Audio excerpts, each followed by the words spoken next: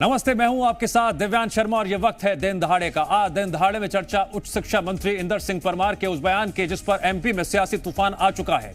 मुद्दा जम्मू कश्मीर पर हुए आतंकी हमले का है और निशाने पर देश के पूर्व और पहले प्रधानमंत्री पंडित जवाहरलाल नेहरू हैं।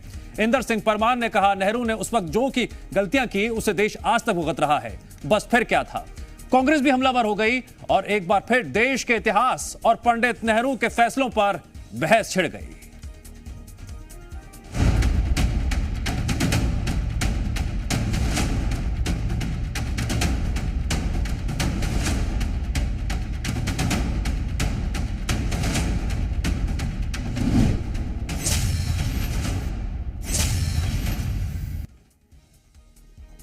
दिन दहाड़े में यह मुद्दा चर्चा का विषय क्यों बना, अब समझिए क्यों यह बहस छिड़ी। दरअसल 9 जून को जम्मू कश्मीर के रियासी में तीर्थ यात्रियों की बस पर पाकिस्तान समर्थित आतंकियों ने हमला कर दिया था, जिसमें 9 श्रद्धालुओं की मौत हो गई थी, जबकि 30 से ज्यादा घायल हो गए थे। मामला घाटी और पाकिस्तान से जुड़ा है, सियासत होना भी लाजमी है। एमपी सरकार में उच्च शिक्षा मंत्री इंदर सिंह परमार ने बड़ा बयान देते हुए आतंकी हमले के लिए पूर्व पीएम जवाहरलाल नेहरू को जिम्मेदार ठहराया। इंदर सिंह परमार ने कहा, 1962 में नेहरू की गलती की वजह से देश पर हार का कलंक लगा। अगर उस वक्त सही फैसले लिए गए होते तो न युद्ध हारते और न ही आज पाकिस्तान बार बार लड़ने की हिमायत करता। कांग्रेस को बयान नागवार गुजरा और पलटवार करते हुए बीजेपी पर निशाना साधा। सुनिए बयान। और मैं तो एक आरोप अपनी तरफ से लगा रहा हूं कि चीन के पास में एयरफोर्स नहीं थी। 62 में भारत के पास एयरफोर्स थी। उस समय के प्रधानमंत्री को क्या निर्णय नहीं करना चाहिए था कि हम उस समय एयरफोर्स भेजें और हमारी सेना को मुकाबले के लिए सामने खड़ा कर दें। मैं विश्वास के साथ कहता हूं कि यदि देश के उस समय के प्रधानमंत्री पंडित जवाहरलाल नेहरू सही निर्णय करते तो बाजी हमारे हाथ में होती। भारत के माथे पर हार का कलंक नहीं लगता, हमारे देश की सेना पर हार का कलंक नहीं लगता, वो कलंक चीन के ऊपर लगता और भारत का सूर्य पराक्रम इस प्रकार से दुनिया में जाता कि उसके बाद पाकिस्तान का भी हमसे। देश के नीट घोटाले ने 23 लाख नौजवानों को अंधेरे में डाल दिया है। व्यापम घोटाले की स्याही अभी सूखी नहीं है। उससे इतर बेरोजगारों की चिंता से इतर मध्य प्रदेश के शिक्षा मंत्री माननीय इंदर सिंह परमार जी को कश्मीर की चिंता सता रही है। वो नेहरू जी के प्रति अपशब्द कह रहे हैं। मानसिक तौर पर निरक्षर व्यक्ति जब शिक्षा मंत्री बनेंगे, जिन्हें इतिहास की कोई जानकारी नहीं होगी, तो वो अपने और अपनी पार्टी के अपराधों को छुपाने के लिए नेहरू जी गांधी जी का ही सहारा लेंगे। आतंक का प्रहार, नेहरू जिम्मेदार क्वेश्चन मार्क। आज इसी मुद्दे पर दिन दहाड़े में हम चर्चा करने जा रहे हैं, डिबेट करने जा रहे हैं। हमारे साथ आज इस डिबेट में वरिष्ठ पत्रकार राजेंद्र अगल जुड़ रहे हैं और बीजेपी का पक्ष रखने के लिए हमारे साथ बीजेपी विधायक आशीष शर्मा जुड़ रहे हैं। मैं आप दोनों का स्वागत करता हूं। और आशीष जी, सबसे पहला सवाल आपसे इसलिए है क्योंकि यह बयान आपकी पार्टी की तरफ से आया है। क्यों इतिहास के पन्नों को एक बार फिर से उठाया जा रहा है और जो पहले हुआ उसके लिए देश के पहले प्रधानमंत्री, माफ कीजिए, पहले प्रधानमंत्री पंडित जवाहरलाल नेहरू को जिम्मेदार ठहराया जा रहा है? देखिए, इतिहास व्यक्ति के मूल्यांकन का अवसर देता है। इतिहास में जो भूलें हुई हैं, जो प्रसिद्धियां हुई हैं, जो अच्छे काम हुए हैं, उन सब पर चर्चा होती है क्योंकि उन्हीं के कारण हमारा वर्तमान निर्मित होता है। यदि इतिहास में हम भारत का विभाजन स्वीकार नहीं करते तो आज भारत अखंड राष्ट्र होता। तत्कालीन जो शासक थे, तत्कालीन देश के जो कर्ता धर्ता थे, उनकी जिम्मेदारी थी कि भारत के विभाजन को रोक सकें। नहीं रोका तो विभाजन के दर्द के कारण जो आज आतंकवाद सीमा पार हो रहा है, हमारे पड़ोसी देशों से हमारा जो विवादपूर्ण संबंध बना हुआ है, उसके गर्भ में यदि हम जाएंगे तो उसके लिए जिम्मेदार भारत का विभाजन होगा और तत्कालीन सरकार में बैठे हुए नेता होंगे। रही बात चाइना से हमारे युद्ध की, तो 1962 के युद्ध में भी अगर जो तत्कालीन शासक है वो सही समय पर इंटेलिजेंस और अपनी सेना के जो उनको कहा गया था उनको समय पर इंप्लीमेंट करते तो हम एक मजबूत देश के रूप में युद्ध में भी वो हासिल कर सकते थे जो हम करना चाहते थे। हमारा पराक्रम में सैनिकों के किसी तरह की कमी नहीं रही, लेकिन राजनीतिक इच्छा शक्ति सेना को आगे बढ़ने के लिए, सेना को कार्रवाई करने के लिए आवश्यक होती है। यह हमने सर्जिकल स्ट्राइक में भी देखा, जब केंद्र में मजबूत सत्ता होती है और सेना को खुली छूट दी जाती है, सुरक्षा बलों को इन तत्वों पर सख्त कार्रवाई करने के लिए कहा जाता है, चाहे नक्सलवाद हो, सीमा पार आतंकवाद हो, यदि कठोर कार्रवाई होती है तो इससे इन तत्वों को कमजोर करने में मदद मिलती है। इसलिए इंदर सिंह परमार जी ने जो कहा, मैं उससे पूरी तरह सहमत हूं। अगर के समय में जो गलत काम हुआ हो, जिसके कारण देश के हितों को नुकसान पहुंचा हो, यदि उसे जिम्मेदार नहीं बताया जाएगा तो फिर किसे बताया जाएगा? इसलिए आज भारत का पाकिस्तान ठीक है से हो, चाइना से हो, नक्सलवाद हो, आतंकवाद हो, ये जितनी समस्याएं चल रही हैं, इसके पीछे कांग्रेस की सरकार को जिम्मेदार। इस डिबेट में अब राजेंद्र अगल जी को भी जरा शामिल कर लेते हैं। राजेंद्र जी, 1946 से लेकर 1962 तक जो कुछ भी हुआ, घटनाएं हुई, ऐतिहासिक घटनाएं थी, ऐतिहासिक मामले थे, फिर चाहे वो भारत पाकिस्तान के बीच संबंधों को लेकर बातचीत हो, फिर चाहे वो 1962 के चीन के युद्ध को लेकर हो, कई किताबों में इसका जिक्र भी है, सवाल भी है, और कौन जिम्मेदार रहा इसको लेकर वक्त वक्त पर बहस और चर्चा भी होती रही है। अब बीजेपी ने एक बार फिर से मुद्दा उठाया है कि मौजूदा जो आतंकी गतिविधियां हो रही हैं, ऐसा ना होता अगर इतिहास बदला होता या फिर पंडित जवाहरलाल नेहरू ने जो फैसले लिए वो फैसले ना लिए होते। इस पर आपका पक्ष? मैं ये कहना चाहता हूं आपसे कि उस समय जवाहरलाल नेहरू ने जो लिया होगा फैसला, उस समय की परिस्थितियों को देखते हुए लिया होगा। न तो उस समय आशीष शर्मा मौजूद थे, न ही इंदर सिंह परमार मौजूद थे। वहां पर जिस तरीके की परिस्थितियां, काल, समय आता है, वैसा फैसला लिया जाता है। आज की सरकारें आज का फैसला लेती है। आज फैसला लेने के लिए किसने मना किया है? किसी ने मना किया है क्या? किसी ने मना तो नहीं किया है, पर इतिहास की पुरानी कहानियों को दोहरा कर फिर हम लकीर को पीटने से फायदा क्या है? कांग्रेस का जो कुछ होना था वो तो हो चुका है। अब अगर इस सब स्थितियों में अगर देखा जाए तो क्या जवाहरलाल नेहरू के उस समय का फैसला गलत था? उस समय की परिस्थितियों को देखते हुए गलत था? नहीं। उस समय की परिस्थितियां जैसी देश की थी, उस परिस्थितियों के तहत लिया। अब तो देश संपन्न हो गया है, अब देश आगे भी बढ़ चुका है, देश सिरमौर बनने वाला है पूरी दुनिया में। अगर वो सब चीजें हैं तो क्या अब पाकिस्तान से हम लड़ सकते हैं? क्या उस समय हम फैसला लेकर लड़ सकते थे क्या उनसे? क्या कोई और शक्तियां आड़े नहीं आती उस समय पे? क्या हमारे ऊपर हमला नहीं हो सकता था? तो उस समय की बात उस समय की है। किताबों में जो इतिहास लिखा है वो मैं उससे सहमत नहीं होता हूं, क्योंकि इसलिए कि वो किताबों में लिखने वालों ने अपने अपने तरीके से लिखा हुआ है, उसमें कई तरीके की बातें हैं। परंतु मैं ये कहता हूं कि उस समय जवाहरलाल नेहरू अगर देश के प्रधानमंत्री थे तो उन्होंने देश के भलाई के लिए ही सोच समझ के कोई फैसला लिया होगा, देश को नीलाम करने का फैसला नहीं लिया होगा। आशीष जी या राजेंद्र जी कह रहे हैं कि जिस वक्त पंडित जवाहरलाल नेहरू ने फैसले लिए थे उस वक्त ना तो आप थे, और जो आरोप लगा रहे हैं या फिर उन घटनाओं को जिक्र कर रहे हैं वो नहीं है। लकीर पीटने से क्या फायदा? बार बार इतिहास पर सवाल उठाने का क्या फायदा? जो मौजूदा परिस्थितियां हैं उससे लड़ना भी है और कदम भी उठाने हैं। देखिए, इतिहास की नींव पर ही भविष्य का निर्माण होता है, और इतिहास में यदि कुछ गलतियां हुई है, कुछ अच्छा हुआ है, तो उसकी प्रशंसा करना ही चाहिए।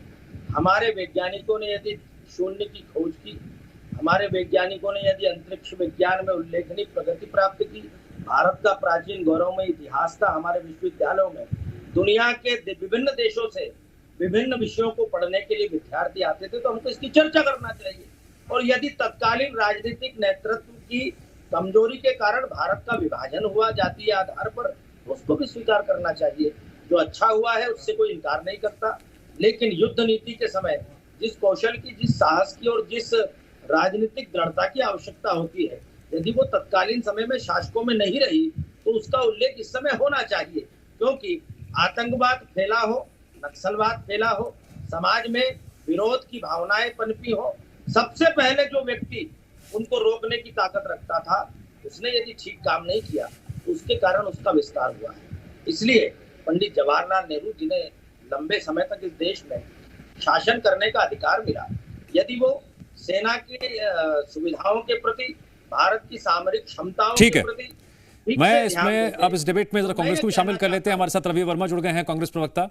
रवि जी, मैं आपका स्वागत करता हूं। आप काफी देर से जुड़े हैं, लेकिन आपने दोनों मेहमानों की बात सुनी भी होंगी और समझी भी होंगी। अब आरोप ये लग रहे हैं कि इतिहास में पंडित नेहरू ने जो गलत फैसले लिए उसकी सजा आज तक हिंदुस्तान भुगत रहा है। अगर वो फैसले नहीं लिए गए होते आज तस्वीर बिल्कुल उल्टी होती। और साथ ही साथ बीजेपी ये भी कह रही है कि गलत इतिहास पढ़ाया गया। सही इतिहास की जानकारी सामने होनी चाहिए। दिव्यांश जी, बड़े ही आश्चर्य की बात है कि 10 वर्षों से भारतीय जनता पार्टी की केंद्र में सरकार और तीसरी बार ये जो है गठबंधन की सरकार है। लगातार सेना के जो हमले हो रहे हैं, लगातार गलवान घाटी की बात हो या कश्मीर में हो, तमाम तरह की जो घटनाएं देश में आज हो रही है, अराजकता का माहौल है। अगर इसके पीछे भारतीय जनता पार्टी की सरकार में होने के बाद भी अपनी जिम्मेदारी नहीं लेती है और पुरानी सरकार को कोसती है, तो ये उनके दिवालियेपन को और उनके सबसे नकारापन को साबित करता है। देश की जनता देख रही है कि समस्या का समाधान खोजने की बजाय देश के गृह मंत्री कितने असहाय, कमजोर हैं। लगातार एक असहाय और कमजोर गृह मंत्री के रूप में लगातार वो अपने कार्यकाल को बढ़ा रहे हैं। इससे ज्यादा शर्म की बात कुछ और नहीं हो सकती है कि लगातार केवल विपक्ष के ऊपर दोषारोपण करना। आपको गृह मंत्री किस लिए बनाया है? आज लगातार इस तरह की घटनाएं होनी है। देश के प्रधानमंत्री नोटबंदी को बताते कि नोटबंदी जो अघोषित लूट जो देश के साथ हुई है, कहते थे कि जो आतंकवादियों का नष्ट हो चुका है, आतंकवादी मारे जा चुके हैं, इस तरह की कमर तोड़ दी गई है। फिर वो कमर आज सीधी क्यों हो रही है? क्यों जो है भारत के खिलाफ लोग इस तरह की साजिश हो रही है, दुश्मनों का सीना चौड़ा हो रहा है? क्यों हो रहा है? ये इसलिए हो रहा है ना कि देश के कमजोर प्रधानमंत्री लगातार एक अच्छा निर्णय नहीं ले सकते हैं। अगर वो निर्णय सही लेते और तो आज मुंह तोड़ जवाब दिया जाता। आज इस तरह की परिस्थितियों का सामना नहीं करना पड़ता। केवल विपक्ष को कोसना और दिन रात कोसना, ये सरकार की सबसे बड़ी फेलियर व्यवस्था है। ठीक है राजेंद्र जी, यहां पर बीजेपी का पक्ष एक ये भी है कि जो सही इतिहास है, सही तथ्य हैं, सही जानकारी है, वो जनता के सामने आनी चाहिए। समस्या का समाधान निकालना भी जरूरी है, लेकिन इतिहास में जो कुछ हुआ उसे बताना भी जरूरी है। इस पर आपका पक्ष? मैं ये कहना चाहता हूं कि इतिहास में तो बहुत कुछ हुआ है। इतिहास में तो यह भी कहा गया है कि देश की आजादी के समय या फ्रीडम फाइटर्स में भारतीय जनता पार्टी का कोई आदमी था क्या? जनता पार्टी था क्या? कांग्रेस बहुत पुरानी पार्टी है। जिस तरीके की रीत नीति देश में रही है, उस तरीके की बात को समझना चाहिए और समझ के गंभीरता से इस बात को कहना चाहिए। इतिहास सिर्फ पढ़ाने के लिए होता है, अब इतिहास को दोबारा दोहराने के लिए नहीं होता है। इतिहास को इस बात के लिए हमें प्रेरित करना चाहिए कि अब उस चीज की पुनरावृत्ति नहीं हो। अभी तो सरकार जिनके पास है वो बहुत कुछ कर सकते हैं, बहुत कुछ करना चाहिए, वो भी प्रयास करते हैं, पर काल परिस्थितियां जिस तरीके की होती हैं, उन परिस्थितियों को देख के ही निर्णय लिया जाता है। आज ये तो नहीं हो सकता है कि अचानक से हम हमला कर दें, अचानक से हम उनके ऊपर ये कर दें, कभी नहीं हो सकता। बॉस, मेरा फ्लाइट जो है वो आ चुका है, इसलिए मैं जा रहा हूँ, क्योंकि मैं प्रमोद को मना किया था। I am very sorry. कोई बात नहीं सर, हम आपकी मजबूरी समझते हैं, आपने अपना पक्ष रखा, ठीक है, कोई दिक्कत की बात नहीं है, आप जा सकते हैं। Thank you. It's okay, it's okay. समस्या हो जाती है कभी कभी, आनंद फानन में मजबूरियां भी होती हैं। आशीष जी, अब यहां पर मैं एक लाइन कोट कर रहा हूं राजेंद्र जी की। वो ये कह रहे हैं कि इतिहास पढ़ाने के लिए होता है, दोहराने के लिए नहीं होता है। निश्चित ही इतिहास यदि आप में से किसी का फोन बज रहा है सर, बंद कर लीजिए प्लीज। निश्चित ही इतिहास की कुछ दुखद घटनाएं हैं, कुछ गलत कदम है, तो उनको दोहराया नहीं जाना चाहिए। लेकिन इतिहास में यदि पराक्रम और शौर्य की और गौरव की गाथा है, तो उस मार्ग पर चलकर आने वाली शासकों को, आने वाली सरकारों को, आने वाली पीढ़ियों को उस मार्ग का अनुसरण करना ही चाहिए। इसलिए यदि इतिहास की भूलों से जो भावी पीढ़ी सबक नहीं लेती, उसे आशीष जी, यहाँ पर राजेंद्र जी ये कह रहे थे कि इतिहास पढ़ाने और के लिहाज से कि इतिहास में जो कुछ हुआ, लेकिन समाधान पर काम करना जरूरी है। उन पुरानी बातों को दोहराने का क्या फायदा, सिर्फ उस पर सियासत होती है। अब सियासत के पन्ने अगर सामने रखे जाएंगे तो उसमें हर कोई लपेटे में आ जाएगा, ये उनका तर्क था। भविष्य की समस्याओं का यदि हमको समाधान देखना है, ढूंढना है, तो उसके लिए इतिहास पर ही जाना पड़ेगा। मनुष्य की किसी बीमारी को लेकर वैज्ञानिक अनुसंधान करते हैं, तो उसके वर्षों से उस बीमारी के प्रति लड़ने की क्षमताओं का भी आकलन करते हैं। इसी तरह इतिहास में जो समस्याएं जिस समय उत्पन्न हुई है, उस समय तत्कालीन सरकारों ने उस समस्या के प्रति क्या रवैया अपनाया, हमने पंजाब को जलते हुए देखा, हमने पूर्वोत्तर को जलते हुए देखा, लेकिन आज हम कह सकते हैं कि नक्सलवाद पर नियंत्रण किया है इस सरकार ने, आतंकवाद पर नियंत्रण किया है, और समय समय पर जब ये ताकतें सिर उठाती है तो सरकार फिर इन पर प्रभावी कार्रवाई करती है। लेकिन हमें ये देखना अवश्य पड़ेगा किसके समय नक्सलवाद ने पैर फैलाए, किसके समय आतंकवाद मजबूत हुआ, किसके समय भारत को बांटने वाली ताकतें हावी हुई। ये सब यदि हम समझेंगे तो हमें भारत की सामरिक नीति, भारत की सुरक्षा के प्रति आवश्यक कदम उठाने में मदद मिलेगी। ये हर सरकार को सोचना चाहिए। राष्ट्रहित सर्वोपरि है, भारत हमारे लिए सबसे ठीक है, मैं इस लाइन और पर रोकता हूं आपको। भारत को कमजोर रवि जी, करने वाली हर बीजेपी का पक्ष, विषय पर हमारी नजर बीजेपी का पक्ष राष्ट्रहित सर्वोपरि है।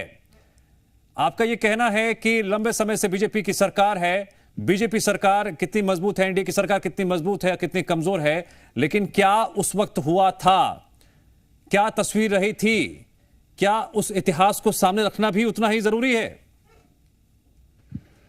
अगर वो इतिहास को सामने रखने की बात कर रहे हैं तो मैं उनके इतिहास पर ही बात कर लेता हूं कि देश सुरक्षित हाथों में है कि फर्जी दावा करने वालों के राज में 2014 से नरेंद्र मोदी जी और अमित शाह जो ताओ के शाह और ताना शाह हैं, जो देश में जिस तरह की हिटलर शाही का माहौल बनाते हैं, तो मेरा उनसे ये सवाल है कि 23 दिसंबर 2014 को आसाम में आतंकवादी हमले 85 लोगों की मौत हुई है। 20 मार्च 2015 को जम्मू में आतंकवादी लोगों में 6 लोगों की मौत हुई है। 4 जून 2015 को मणिपुर में 15 जवानों की मौत हुई है। ये किसके शासनकाल में, किसकी फेल्यूर व्यवस्था है? 10 सालों से आपकी सरकार है। अगर इतिहास की बात करना चाहते हैं तो उन्हें वर्तमान में भी बात करनी होगी। आखिर उनके हाथों को किसने बांध रखा है? क्यों ये हत्याएं हो रही हैं? क्यों हमारे जवानों को मारा गया है? इसका जवाब भी उन्हें देना होगा। इतिहास की लकीरें कोसकर अपनी जिम्मेदारियों से पल्ला नहीं झाड़ा जा सकता है। जो काल परिस्थिति, ठीक है, मैं सब में जवाब लेता हूं। आशीष जी, प्रधानमंत्री ने जो आशीष जी, अगर आप इतिहास उठा रहे हैं तो कांग्रेस वर्तमान में कुछ राज्यों का जिक्र करते बता रही है कि वहां पर जो हालात हैं उसके लिए कौन जिम्मेदार है? कौन जिम्मेदार है? किसने हाथ बांध रखे? ऐसी कौन सी शक्ति है जो देश के प्रधानमंत्री? आशीष जी, यहां पर कांग्रेस का आरोप यह है कि अगर आप इतिहास उठा रहे हैं तो जरा वर्तमान में भी जानना जरूरी है कि जिन राज्यों में अगर समस्या है तो उसके लिए कौन जिम्मेदार है। वो मणिपुर का जिक्र कर रहे हैं। देखिए, वर्तमान में हमारी सरकार है, सभी राज्यों में शांति कायम करना हमारी प्राथमिकता है, हमारी जिम्मेदारी है। हम जिम्मेदारी से पीछे नहीं भाग रहे। लेकिन किन सरकारों के समय कम्युनिस्ट लोग जो कि लाल क्रांति का झंडा लेकर चलते हैं, पश्चिम बंगाल, केरल से लेकर दक्षिण भारत के राज्यों में सहयोगी दलों के रूप में सरकार चलाते थे, ये भी हमको देखना चाहिए।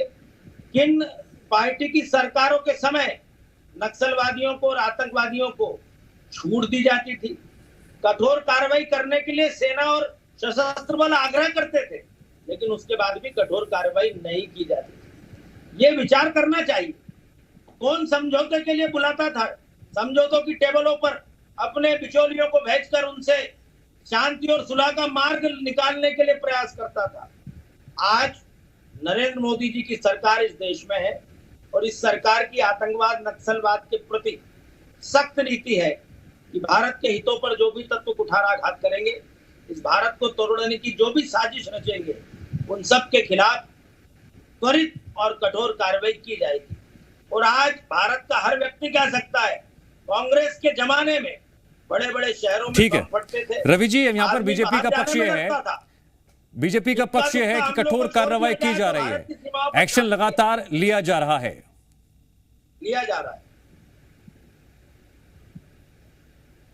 रवि जी, आपकी विचार की बातें कर रहे हैं, उनको विचार अपने अंदर खाने से जो ज्वाला धधक रही है, आरएसएस प्रमुख मोहन भागवत का जो बयान है उस पर विचार करने की आवश्यकता है। चुनौती उनके घर के लोग दे रहे हैं, पहले वो उस चुनौती से निपट लें कि मणिपुर जल रहा है, और मणिपुर जल रहा है। देश के प्रधानमंत्री इतने आशाएं हो चुके हैं कि वो मणिपुर एक बार भी दौरा करने के लिए नहीं गए हैं, तो पहले घर में अपने सुलह कर लें। जो देश में जो आज वर्तमान में जो परिस्थितियां हैं उनसे कैसे निपटा जाए।